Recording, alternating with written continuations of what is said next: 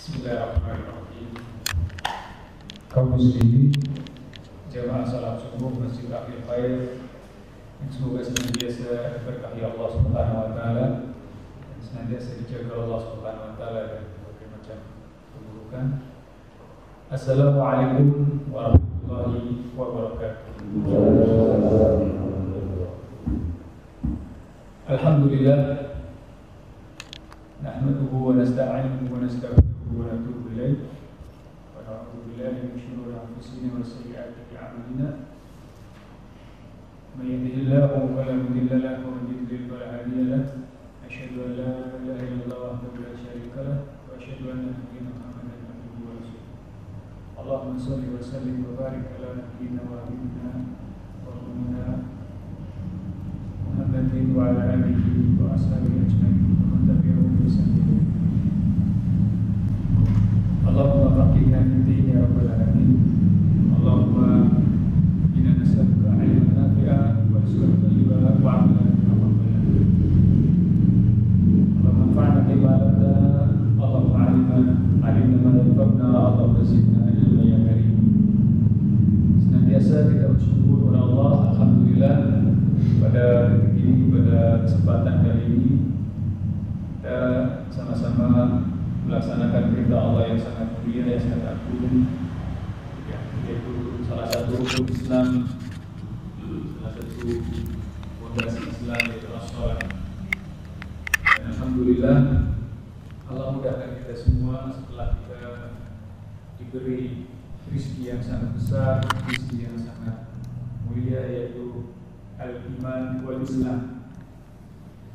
Rezeki yang banyak orang kurang mensyukuri, kurang memanfaatkan, padahal ini adalah modal yang besar bagi seorang hamba yang hidup di atas muka bumi ini. Padahal itu adalah rezeki yang dicari oleh orang-orang yang saleh, orang-orang yang mengenal Allah SWT. Tidak ada yang mereka inginkan, yang mereka harapkan, yang mereka cari kecuali at-taufiq, al-hidayah. Allah berikan kepada orang-orang pilihannya saja. Tentunya rezeki ini tidak bisa kita dapat dengan mudah, harus ada perjuangan, harus ada istihad. Maka rezeki ini Nabi SAW pun tidak bisa memberikan. Para nabi dan para rasul tidak bisa memberi rezeki yang satu ini. Namun hanya Allah Subhanahu wa taala yang memberikan. Oleh karena itu jamaah rahimakumullah, setelah kita diberi rezeki Allah yang sangat mulia, yang sangat besar ini, al-iman wal Islam, dibimbing di atas agama Allah yang lurus, agama yang Allah ridhoi, marilah kita sama-sama gunakan modal yang besar ini untuk beramal soleh. Kita lakukan aktivitas-aktivitas, kegiatan-kegiatan yang orientasinya adalah akhirat. Jamaah rahimani rahimakumullah, pada pembahasan kita pagi hari ini insyaallah kita akan membahas bab yang baru, yaitu bab salatul jum'ah, salat al-jum'ah. Namun sebelumnya kita jelaskan bahwasanya salat yang menjadi syiar Islam, dan sudah kita sampaikan pada pertemuan yang lalu bahwa hendaknya kita dalam perkara yang satu ini, dalam masalah sholat ini betul-betul kita prioritaskan, kita agungkan, kita maksimalkan. Karena tidak ada perkara yang mulia, perkara yang pertama kali dihisab oleh Allah, berarti perkara ini adalah perkara yang sangat urgen. Kalau ada perkara yang hitung-hitungannya di nomor satukan, berarti itu perkara yang besar. Kita kalau punya target, pasti yang nomor satu itu yang kita prioritaskan. Kita punya target di dunia, misalkan kita punya target untuk punya rumah, pasti kita kejar gimana caranya. Kita target nomor satu, kita punya kendaraan misalkan, kita berusaha semaksimal mungkin. Begitu juga dalam masalah akhirat. Perkara yang pertama kali akan dihitung adalah as-sholat, berarti ini perkara yang besar. Makanya harus kita hidup di dunia harus kita prioritaskan masalah ini. Terutama sholat 5 waktu jamaah rahimani rahimakumullah. Harus kita prioritaskan, kita jaga waktunya. Ya. Karena kalau kita perhatikan kaum muslimin hidup di zaman sekarang ini banyak sekali ya fitnah, banyak sekali cobaan, banyak sekali ujian. Akhirnya dalam masalah ini mereka lambat laun pelan-pelan mulai meninggalkan, pelan-pelan mulai meremehkan, tidak menganggap perkara ini perkara yang besar. Akhirnya terjadilah apa yang terjadi. Ada orang yang sholatnya setahun sekali, ada kaum muslimin Islam tidak mau sama sekali tidak mengerjakan sholat, atau yang setahun sekali, atau sepekan sekali, ya, atau sehari cuma maghrib doang. Nah yang seperti ini musibah sebenarnya pada diri seorang hamba. Karena sekali lagi para ulama menjelaskan bahwa meninggalkan sholat itu termasuk dosa besar yang paling besar jamaah. Kalau kita sadar itu, kita akan takut. Meninggalkan sholat 5 waktu sengaja tanpa ada udzur itu termasuk dosa besar yang paling besar. Karena apa? Ancamannya adalah neraka. Ancamannya adalah siksa Allah Subhanahu wa taala. Jadi sebelum kita masuk ke pembahasan ini, kita ingatkan lagi. Allah menjelaskan tentang perkara tersebut. Kalau kita buka firman-firman Allah, kita akan jumpai Allah mengatakan ma salakakum fi saqar. Apa yang membuat kalian ini masuk ke dalam siksa Allah di tempat yang namanya saqar? Qalu lam nakum minal musallin. Mereka menjawab sebabnya adalah kami dahulu tidak mengerjakan sholat. Itu yang tidak mengerjakan sholat jamaah. Ya, jelas melakukan dosa besar yang paling besar. Tapi gimana Ustaz kalau sholat tapi malas-malesan? Sholat asar kerjakannya ntar kalau mau maghrib. Sholat maghrib ntar gabung sama isya. Kan udah belajar jamak. Ini semuanya dijamak semuanya. Ya, yang kerjakan tapi malas-malas saja pun itu pun masih diancam oleh Allah Subhanahu wa taala. Wailul lil musallin alladzina hum an salatihim sahun. Itu yang mengerjakan tapi malas-malesan. Maghrib dikerjakan waktunya isya ntar kalau mau tidur, subuh ntar kalau belum kepanasan, belum matahari belum sepenanggal, belum bangun. Nah yang seperti ini itu pun bahaya jemaah rahimakumullah. Kemudian yang mengerjakan sudah baik tapi masih mengerjakan tidak mau berjamaah, khusus untuk laki-laki, untuk kita-kita ini ya, tanpa ada udzur syar'i. Makanya kemarin waktu kita bahas pembahasan tentang sholat jamaah, kita menguatkan sholat jamaah, sholat berjamaah untuk kita laki-laki yang sehat, mendengar adzan, maka wajib untuk kerjakan di masjid bersama kaum muslimin. Ya. Karena apa? Karena para ulama itu ketika menafsiri firman Allah Subhanahu wa taala di dalam surat Al-Qalam, Allah Subhanahu wa taala mengatakan khasi'atun absaruhum tarhaquhum dhillah. Mereka pada hari itu ketakutan, malu. Mereka terhina pada hari itu. Wa yud'auna ila sujudi wa hum salimun. Kenapa? Karena mereka dulu disuruh untuk sujud. Para ulama menafsirkan, kalau kita buka tafsir, ketika mereka disuruh untuk sholat berjamaah, mereka salimun, mereka sehat, mereka kuat, dengar suara adzan. Padahal dia sehat, kuat, mampu. Maka Allah pun kabarkan mereka khasiyah, mereka ketakutan pada hari tersebut. Mereka tertunduk, mereka terhina pada hari itu. Oleh karena itu jamaah rahimakumullah, kita bersyukur kepada Allah yang senantiasa memberikan hidayah taufik kepada kita untuk bisa melaksanakan sholat, dan terutama sholat 5 waktu, dan terutama kita kerjakan berjamaah. Mudah-mudahan kita bisa istiqomah di jalan tersebut.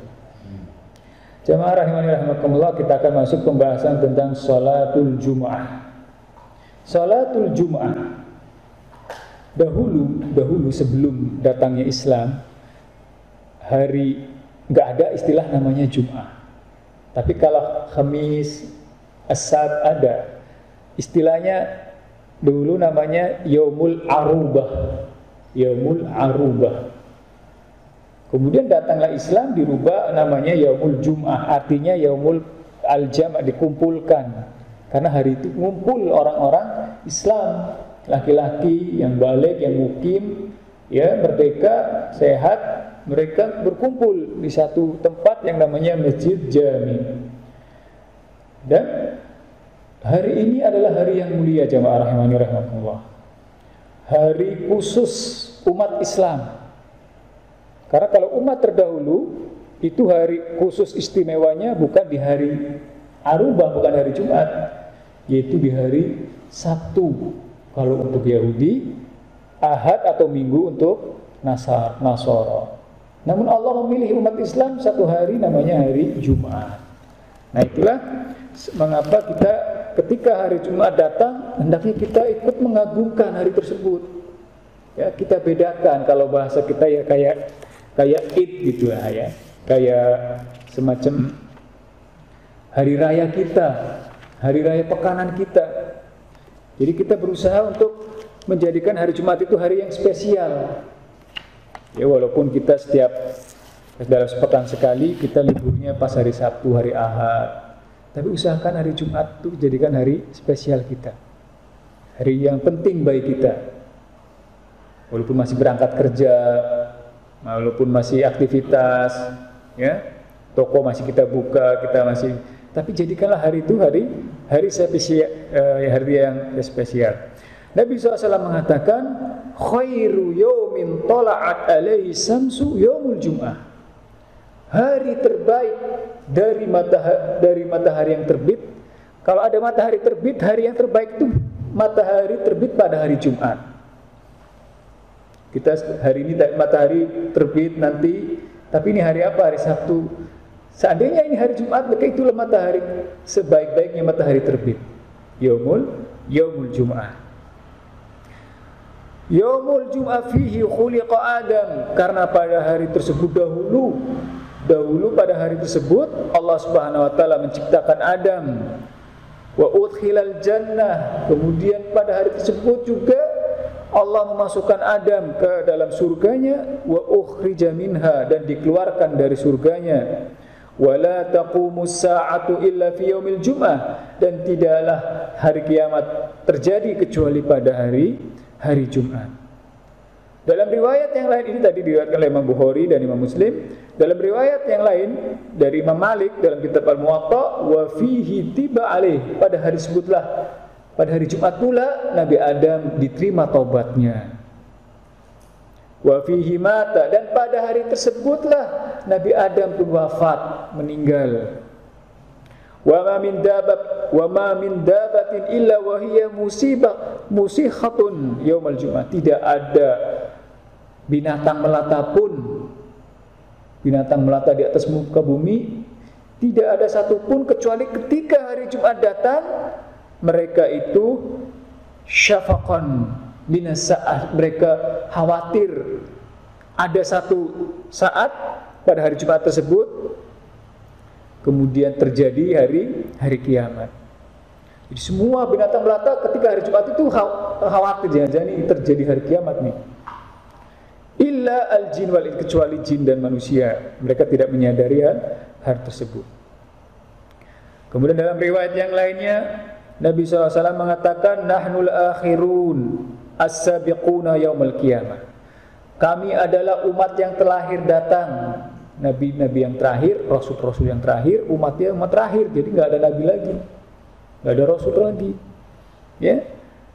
Akan tetapi as-sabiquna yaumal qiyamah, tapi kami umat yang pertama kali nanti, atau umat yang di depan nanti pada hari kiamat, dalam masalah hisab, dalam masalah yang lainnya, itu yang pertama kali adalah umatnya Nabi Muhammad. Kemudian Allah Subhanahu wa taala akhtara lakum yaumul Jum'ah, dan Allah Subhanahu wa taala memilih untuk kalian pada hari Jumat. Nah itulah jamaah rahimani rahimakumullah, hari Jumat itu adalah hari yang spesial. Karena di situ juga ada ibadah yang mulia, yaitu ibadah as-salatul Jum'ah. Dan yang paling besar lagi adalah firman Allah SWT yang kita hafal semua. Allah berfirman, ya ayyuhalladzina amanu idza nudiya lis-salami yaumil jum'ah fas'au ila dzikrillahi wa dzarul bai' dzalikum khairul lakum in kuntum ta'lamun. Orang-orang beriman, apabila dipanggil untuk melaksanakan sholat pada hari Jumat, yaitu adzan yang pertama, kata para ulama, fas'au ila dzikrillah, segeralah untuk berzikir kepada Allah. Yang dimaksud adalah mendengarkan khutbah. Jadi khutbah Jumat yang isinya peringatan, mau'idhah dan seterusnya, itu disebut dengan zikir kepada Allah. Tetapi kita sekarang juga termasuk zikir kepada Allah Subhanahu wa taala. Dan Jumat itu wajib bagi siapa? Pertama, muslim, merdeka, laki-laki, baligh dan sehat, dan dia mukim. Nabi SAW mengatakan bahwa al-jum'atu haqqun wajibun ala kulli muslim fil jamaah illa arba. Salat Jumat itu wajib bagi setiap muslim kecuali yang 4. Berarti kebalikannya. Yang pertama, abdun mamlu, hamba sahaya. Berarti kalau bukan hamba sahaya, orang merdeka wajib melaksanakan. Au imra'ah, yang tidak wajib perempuan, berarti laki-laki wajib. Sobi, anak kecil yang belum balik, berarti yang balik wajib. Marid, orang yang sakit tidak wajib, berarti yang sehat wajib. Laisa 'alal musafir jum'ah, kemudian orang yang musafir tidak wajib, berarti yang mukim wajib. Dan insyaallah nanti kita akan bahas ya. Kemudian kita diperintahkan untuk melaksanakan sholat Jumat karena keutamaannya yang sangat banyak.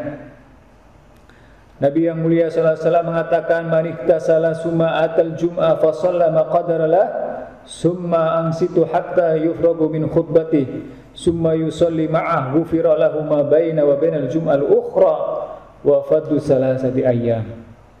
Barang siapa pada hari itu Jumat yang memenuhi syarat tadi, muslim, laki-laki, merdeka, baligh, dan dia itu mukim,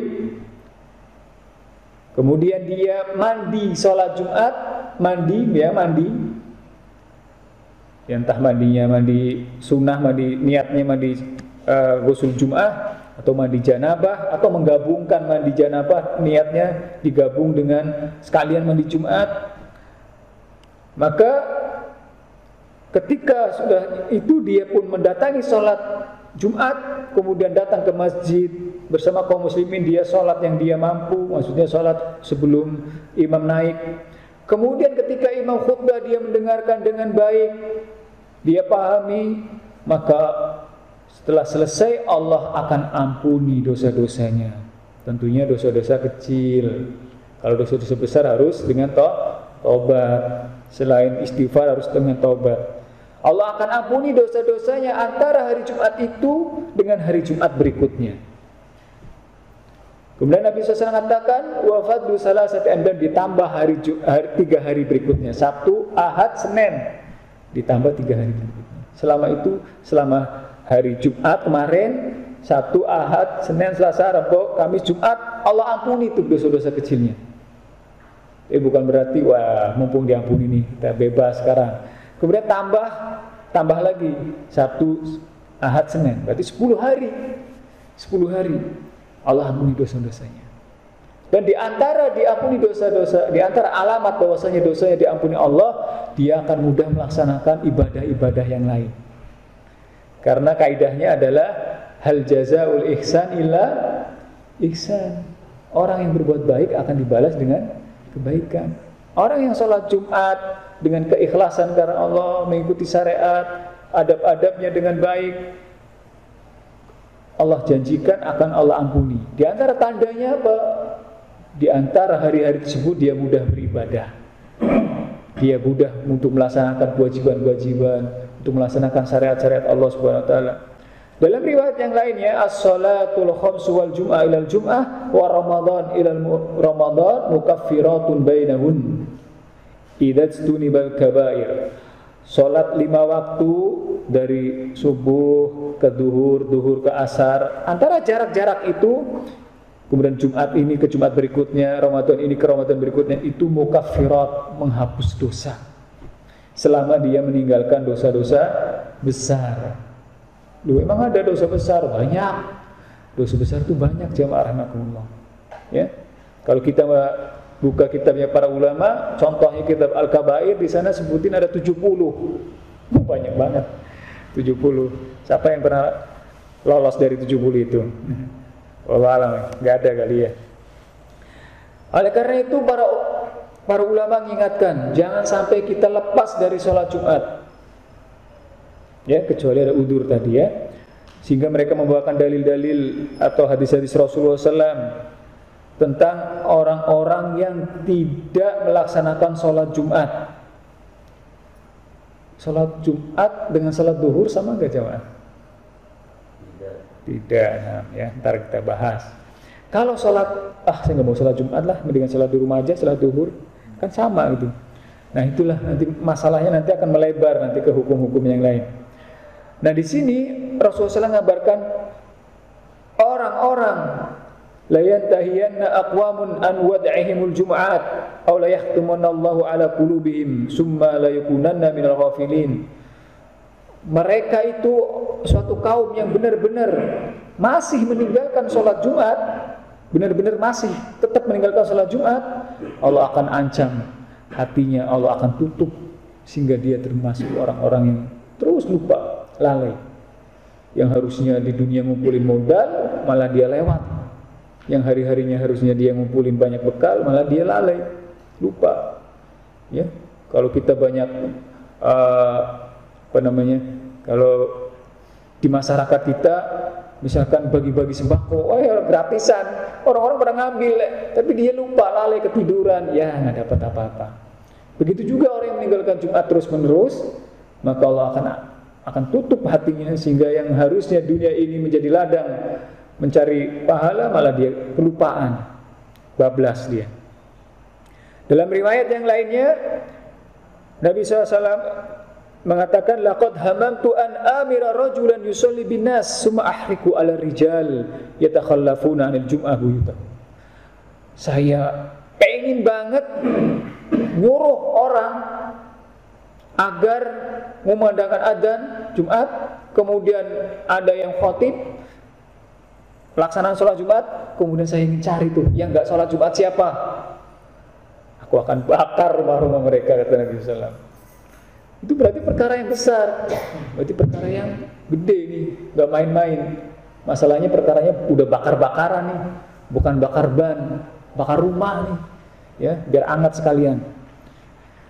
Dalam riwayat yang lain Nabi SAW mengatakan, man taraka salasa Jumat tahawuran biha tubi Allahu ala qalbi. Siapa saja yang benar-benar meninggalkan sholat Jumat sengaja nih, maka Allah akan tutup pintu hatinya. Ya. Bahkan di riwayat yang lainnya, man tarakal salasa Jumat min ghairi udrin kutiba minal munafikin. Siapa saja yang meninggalkan sholat Jumat 3 kali tanpa ada udzur, maka dia akan ditulis menjadi kelompok orang-orang munafik. Nah, itulah jemaah. Ya, setelah kita mengetahui keutamaan, bahayanya, oleh karena itu kita benar-benar harus menjaga sholat Jumat itu. Walaupun kita di kantor sibuk, di kantor subhanallah kerjaannya banyak, harus deadline-nya udah sebentar lagi, ya usahakan kita untuk bisa melaksanakan sholat Jumat kecuali ada udzur.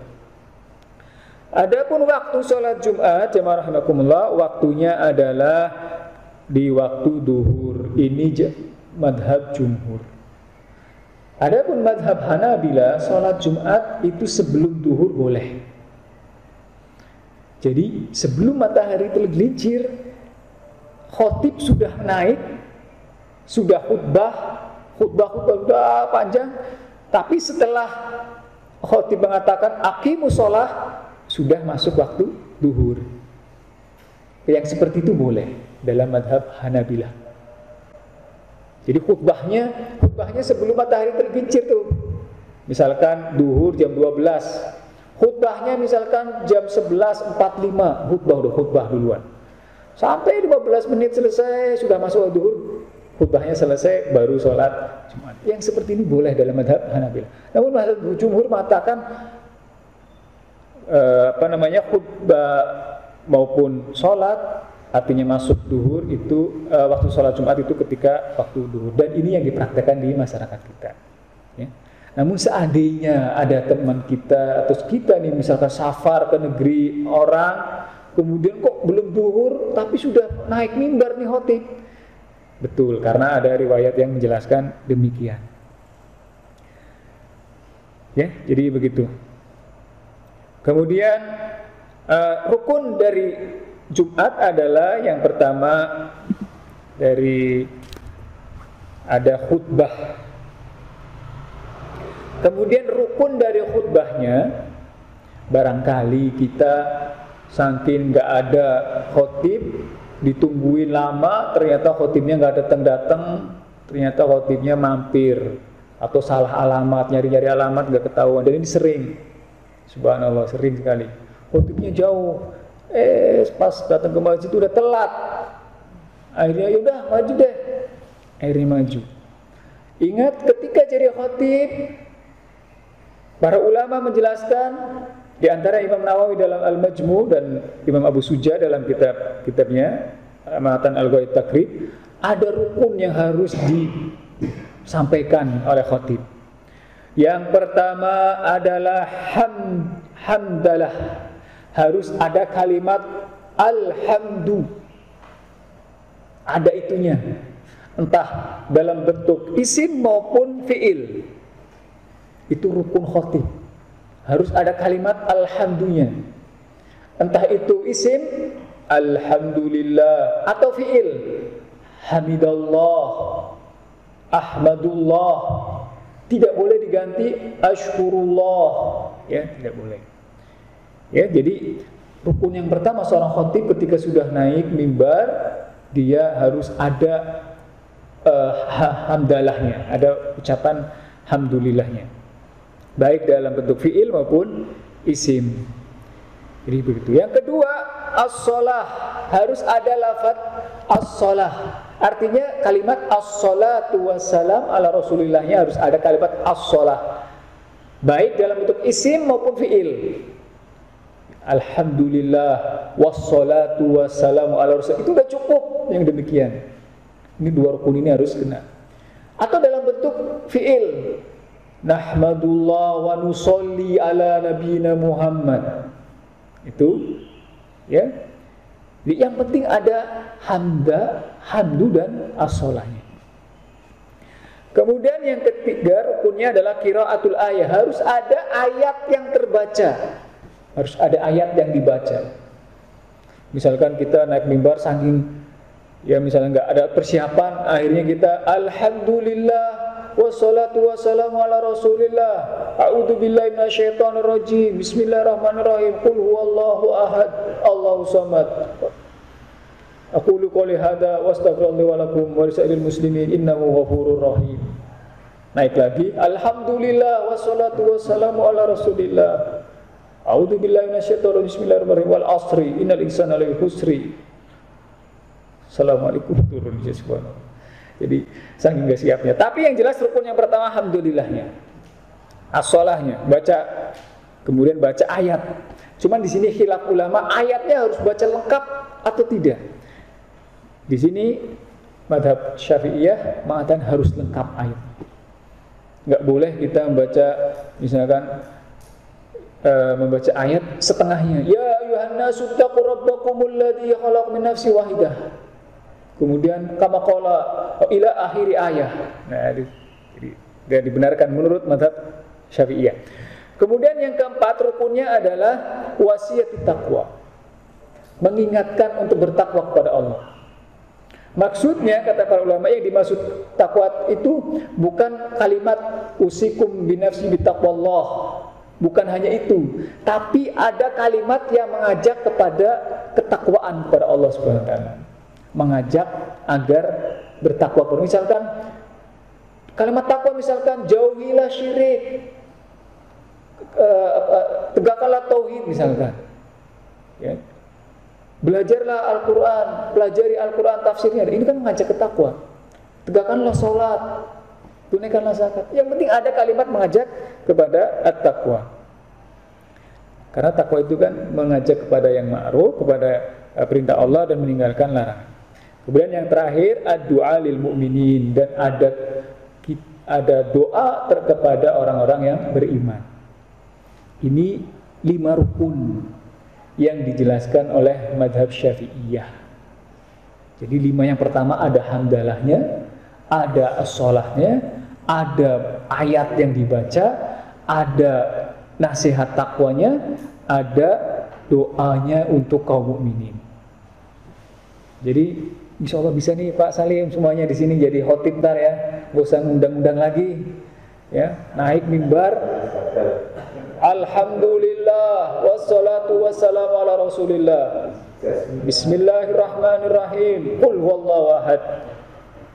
Kaum muslimin jamaah bertakwalah kepada Allah, tunaikanlah zakat, jangan bakhil. Aqulu qouli hadza wa astaghfirullah wa lakum wa lisairil muslimin wal muslimat innahu wal ghafurur rahim. Naik mimbar lagi. Alhamdulillah wassalatu wassalamu ala rasulillah. Bismillahirrahmanirrahim. Inna a'tainakal kautsar. Kemudian kita doa. Allahumma firlil muslimin wal muslimat. Ya, langsung kita aqimus shalah. Nah, itu udah sah seperti itu kalau menurut mazhab Syafi'iyah. Lalu bagaimana dengan hadis Nabi SAW yang menjelaskan adanya khutbah hajah? Itu idealnya begitu, idealnya. Syukur-syukur dilakukan bagi khotib itu membaca khutbah hajah. Tapi nggak hafal, ya baca depannya aja nggak apa-apa. Syukur-syukur lengkap semuanya. Apa itu khutbah hajah? Yaitu pertama dia membaca kalimat innal hamdalillah nahmaduhu wa nasta'inuhu wa nastaghfiruhu wa na'udzu billahi min syururi anfusina wa sayyiati a'malina may yahdihillahu fala mudhillalah wa man yudlil fala hadiyalah wa asyhadu an la ilaha illallah wahdahu la syarikalah wa asyhadu anna muhammadan abduhu wa rasuluh. Kemudian baca ayat. Nah di khutbah haji ini kan ada tuh alhamdulillah udah kena. Udah dapat tadi. Alhamdulillah juga dapat tuh. Nahmaduhu 2 malah. 1 dalam bentuk isim, kemudian dalam bentuk fi'il. Kemudian baca ayat.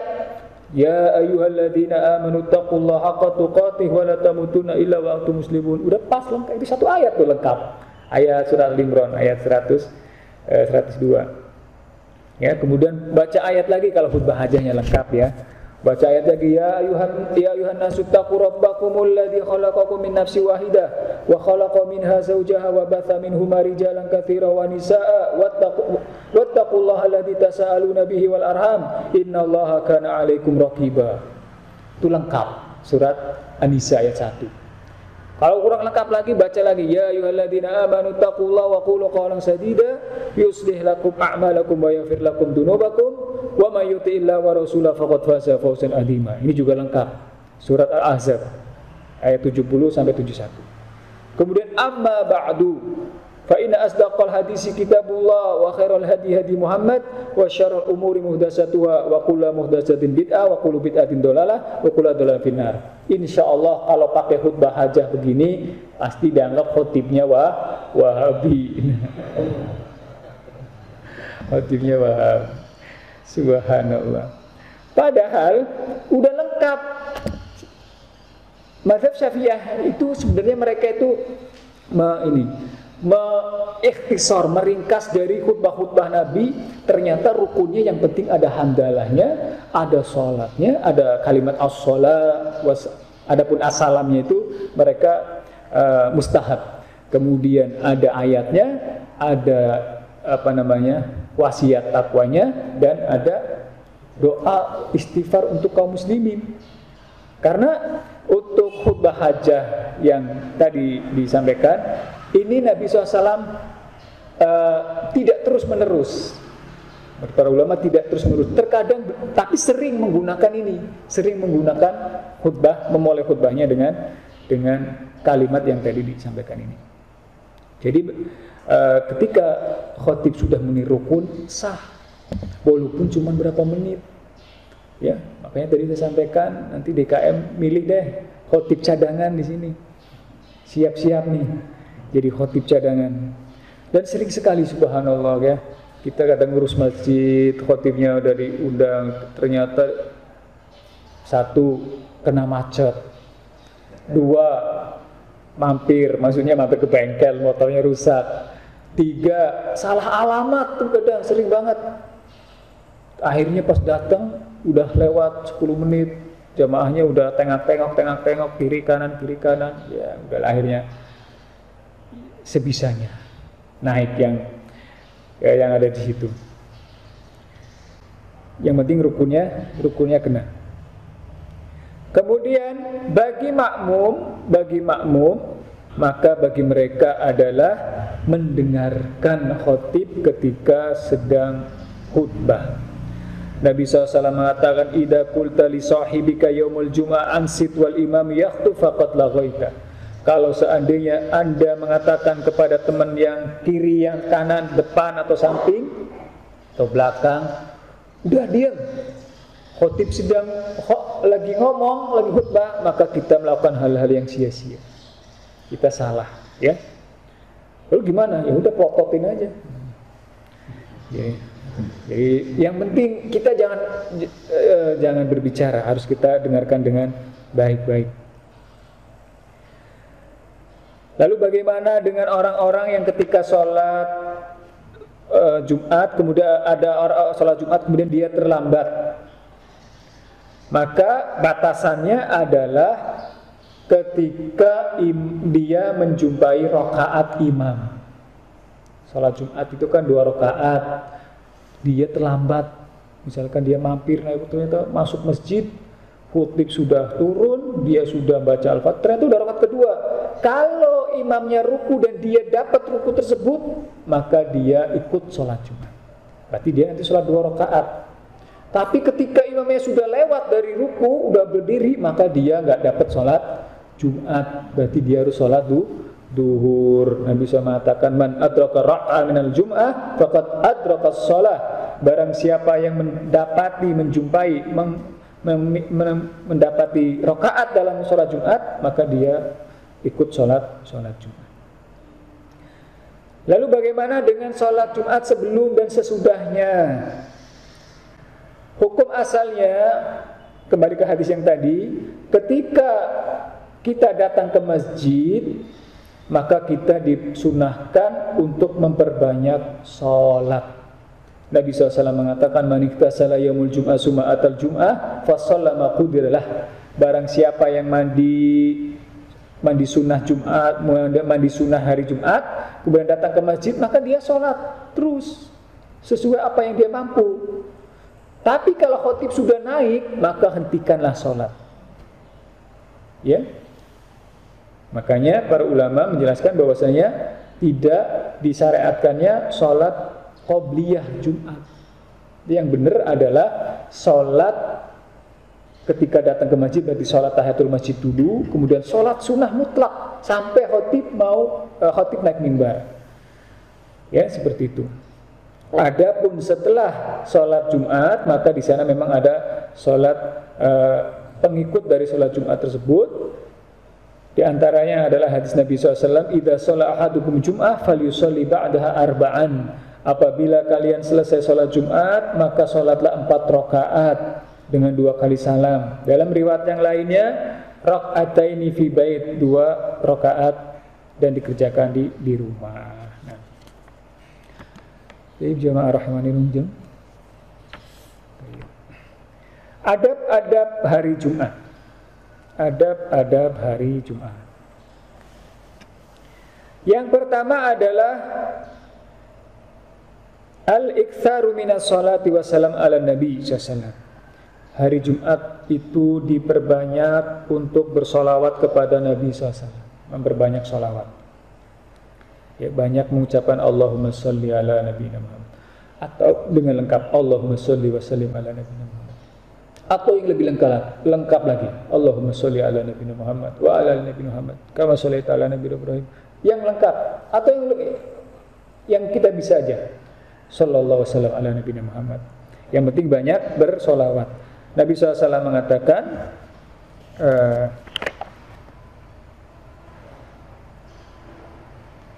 aksiru as-salawat fa innahu tu'adu alayya. Perbanyaklah baca solawat, artinya solawat ke Nabi SAW, karena pada hari itu solawat kita diangkat atau ditampakkan kepada Nabi SAW. Kemudian juga qira'atu suratul kahfi, disunahkan juga kita membaca surat Al-Kahfi pada hari Jumat. Nabi SAW mengatakan man qara'a suratul kahfi fi yaumil jum'ah ada'a lahu min nur ma bainal jum'atain. Barang siapa yang membaca surat Al-Kahfi di hari Jumat, maka Allah akan berikan cahaya, Allah akan terangi hari-harinya dari hari Jumat yang dia baca Al-Kahfi sampai hari Jumat berikutnya. Kemudian yang ketiga, al-iktsar minad du'a, memperbanyak doa di hari Jumat, terutama di waktu-waktu yang mustajab, yaitu ba'da sholatil asri, pada setelah sholat asar, waktu setelah sholat asar banyak berdoa. Nabi SAW mengatakan yaumal jum'ah isnata asyar sa'ah, pada hari Jumat itu ada 12 waktu, ada 12 jam, berarti dari pagi itu, dari matahari terbit dihitung dari jam 6 sampai jam 6 lagi, misalkan ya. Dan di situ la yujadu fiha abdul muslim, tidak ada seorang pun yang meminta kepada Allah yas'alullah azza wa jalla syai'an, meminta kepada Allah illa atahu iyah, kecuali Allah akan kabulkan. Faltamisuha akhir sa'a ba'da salatul asr, carilah dan usahakan carinya di waktu-waktu setelah salat asar. Dan salat Jumat hendaknya dikerjakan di Masjid Al-Jami, Masjid Jami, bukan di musola. Ya, kalau bagus mas, RW ada satu masjid, ya. Ada satu kelurahan, ada satu masjid, mantap tuh. Cuma sekarang subhanallah ya, tapi nggak apa-apa, yang penting di Masjid Jami.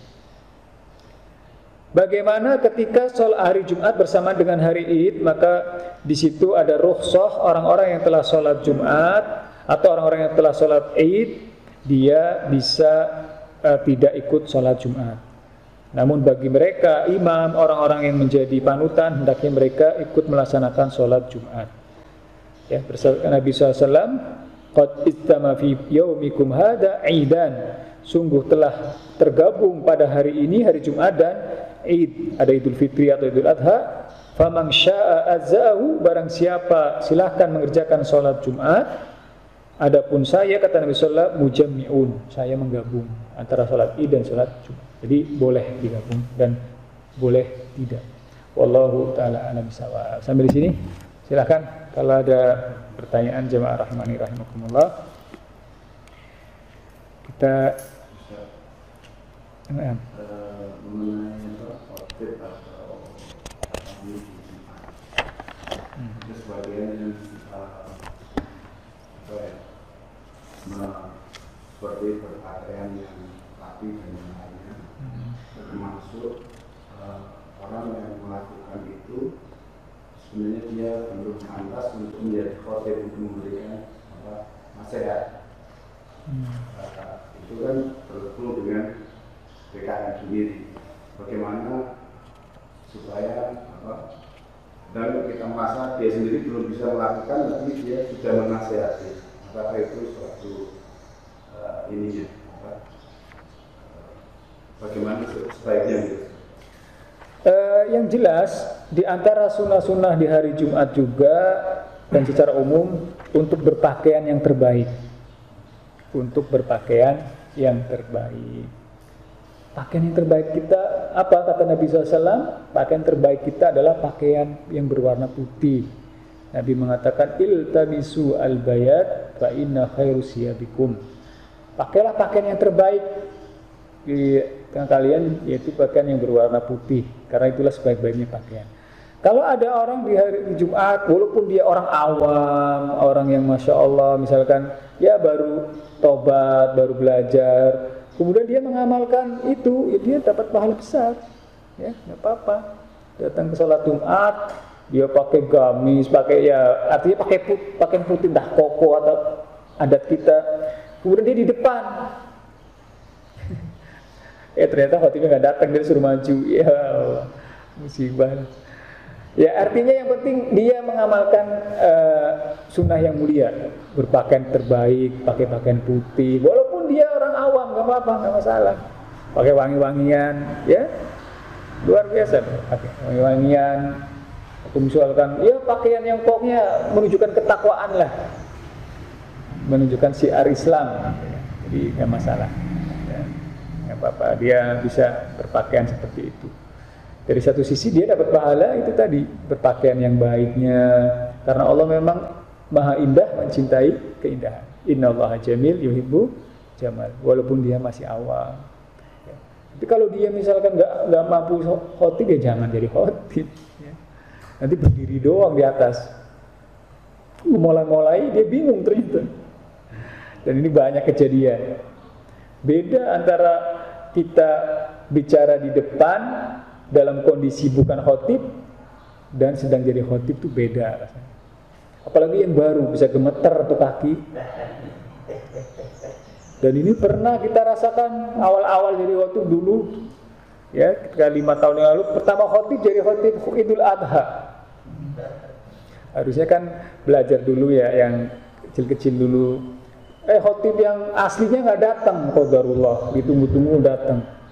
Entah ada masalah apa nggak datang, akhirnya qadarullah saya pakai baju gamis begini nih, ingat saya tuh, pakai ini juga, akhirnya didorong-dorong maju juga dah, bismillah.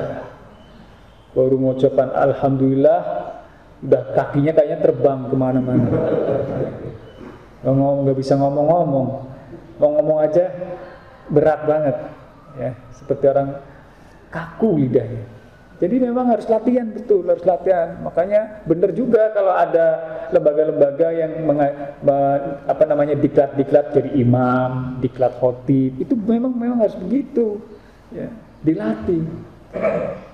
Kalau kita lihat sih kayaknya gampang ya, tinggal baju berdiri ngadep. Masalahnya kalau kita datang ke sana ngadep, datang ke mimbarnya nggak masalah, tapi pas lihat jamaahnya itu loh, banyak banget ya sebenarnya. Banyak banget rasanya waktu itu, saya ngeliat cuma dikit. Udah gitu ada kiainya depan. Ya makanya sering kejadian kalau awal-awal, biasanya awal-awal anak-anak muda tuh ya lulus pondok pesantren. Ini yang lulus pondok pesantren nih, apalagi yang bukan pondok pesantren baru ya, karena saking seringnya ke masjid, saking kepepetnya akhirnya ditunjuk nggak ada jadi imam, jadi khotib dah. Ya Allah, gemeter jadi sampai bunyi tuh mimbarnya. Bunyi, kok mimbarnya goyang pak? Nggak tahu ya. Dan kadang seperti itu. Memang butuh latihan, betul, latihan. Nggak mudah seperti itu. Walaupun dia tahu, kadang-kadang kita ini belajar, tahu teorinya, tapi pas praktek kita bingung. Sering itu. Biasanya istilahnya begitulah ya. Apalagi kayak kemarin kita bahas sholat janaiz, sudah pengurus janaiz, itu belum tentu ketika pas di depan prakteknya itu benar-benar kita sanggup. Kadang-kadang ngeblank, buyar semuanya. Apa dulu ya? Takutnya dia goyang, takutnya dia bangun, takutnya melek, takutnya dia bersin, takutnya dia dan seterusnya macam-macam. Begitulah jamaah. Memang ilmu itu harus diamalkan, tapi perlahan-lahan. Ya, harus perlahan-lahan. Ya. Semuanya itu harus perlahan-lahan, termasuk sholat, termasuk kita hijrah juga, misalkan sudah rajin ke masjid, harus perlahan-lahan, kita bisa langsung sekaligus. Nah jadi begitu. Ada yang lain atau kalau tidak saya ada sedikit tambahan berkaitan dengan imam ketika jadi khotib. Di situ ada khilaf ulama berkaitan dengan memegang tongkat.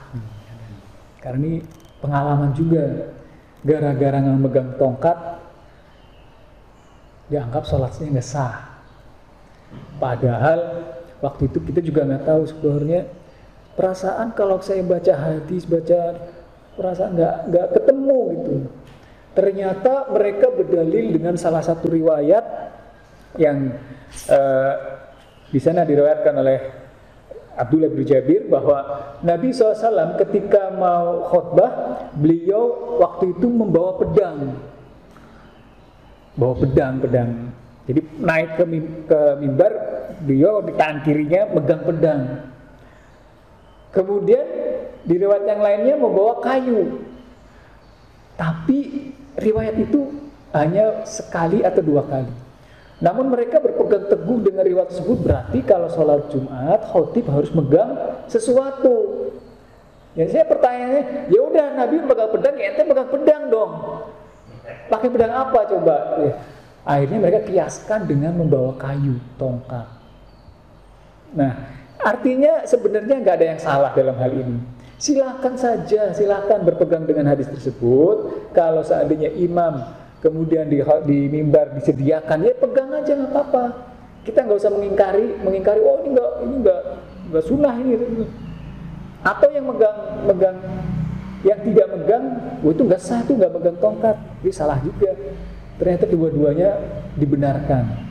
Kita tidak megang sesuatu pun boleh, bahkan mazhab Syafi'iyah boleh memegang kayu yang di depannya. Maksudnya sebenarnya kan modelnya kan tingkat bertingkat ya bertundak-tundak gitu ya, bertundak-tundak ada tingkatnya, ada tangganya. Tentunya ada pegangan di kiri kanannya. Nah yang seperti itu mazhab Syafi'iyah itu membenarkan tidak perlu memegang kayu, tongkat, yang penting berpegangan dengan mimbar tersebut pun sudah perkara yang disyariatkan, boleh seperti itu. Jadi kita nggak usah kekeh, ya. Khotib itu kapan ada khotib pakai megang-megang tongkat, emang dia udah pikun?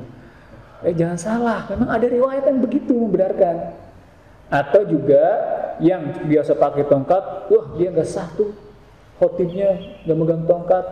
Ya jangan salah juga, karena riwayat yang lain Nabi SAW pun kadang tidak membawa pedang, tongkat. Ya. Kemudian masalah yang berikutnya berkaitan dengan khotib yang menjawab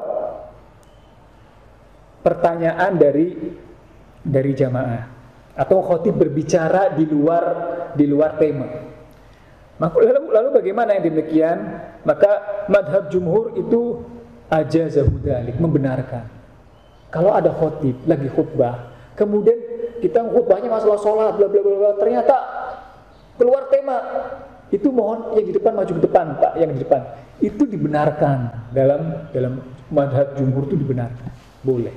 Mereka berdalil dengan hadis Nabi SAW ketika Nabi SAW berkhutbah, kemudian ada seorang Arabi yang meminta agar didoakan agar turun hujan, ya, dengan hadis tersebut. Jadi Nabi SAW lagi khutbah, kemudian ada yang minta turun hujan tersebut. Akhirnya Nabi menjawab. Dari hadis tersebut para ulama membenarkan bahwa ketika khotib sedang menjelaskan suatu materi, kemudian keluar dari tema, bicara yang lain, dibenarkan, boleh, ya. Ya boleh juga. Dan ini kalau kita malah pendapat ini cocok banget nih di zaman sekarang. Itu lagi jelasin, berhenti sebentar. Tuh yang lagi tidur, bangun. Kan cakep tuh. Ya. Itu yang di luar tuh yang main HP tuh. Nah kan gitu. Galak amat nih motifnya. Ya emang harus begitu. Dan itu dibenarkan dalam mazhab jumhur, itu dibenarkan. Walaupun di tengah masyarakat kita asing, yang seperti itu asing. Tapi sebenarnya benar, boleh. Ya. Kemudian asal-asar dari khotib-khotib setelah Rasulullah SAW seperti Umar bin Khattab, seperti Utsman bin Affan, itu dibenarkan juga. Ya, wallahu a'lam bishawab. Ya, sampai di sini jamaah rahimani rahimakumullah. Nah, biasanya yang menjadi khilaf itu pelaksanaan adzan 2 kali. Ya. Itu ya benar pelaksanaan waktunya dan tempatnya itu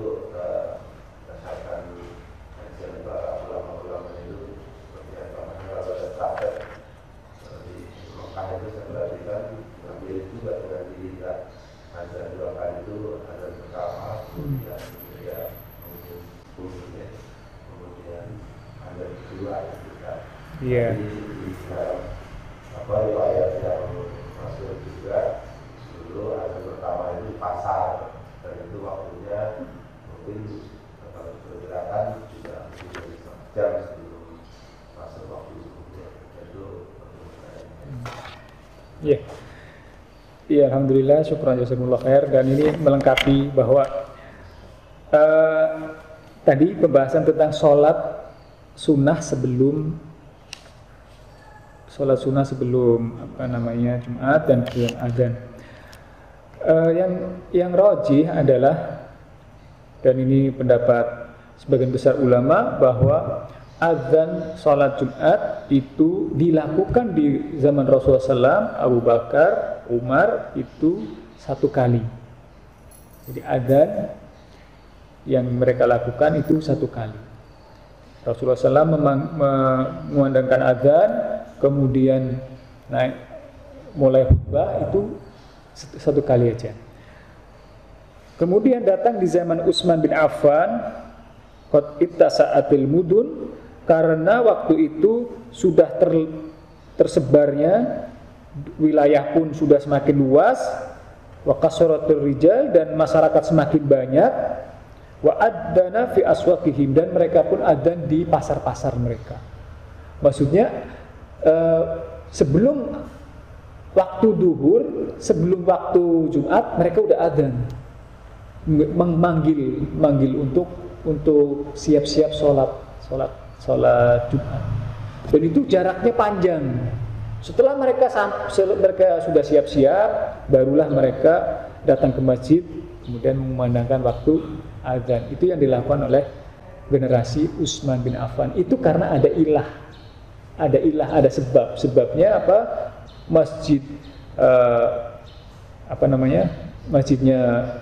Masyarakatnya semakin banyak, semakin luas tempat tinggalnya, maka ada syariat itu.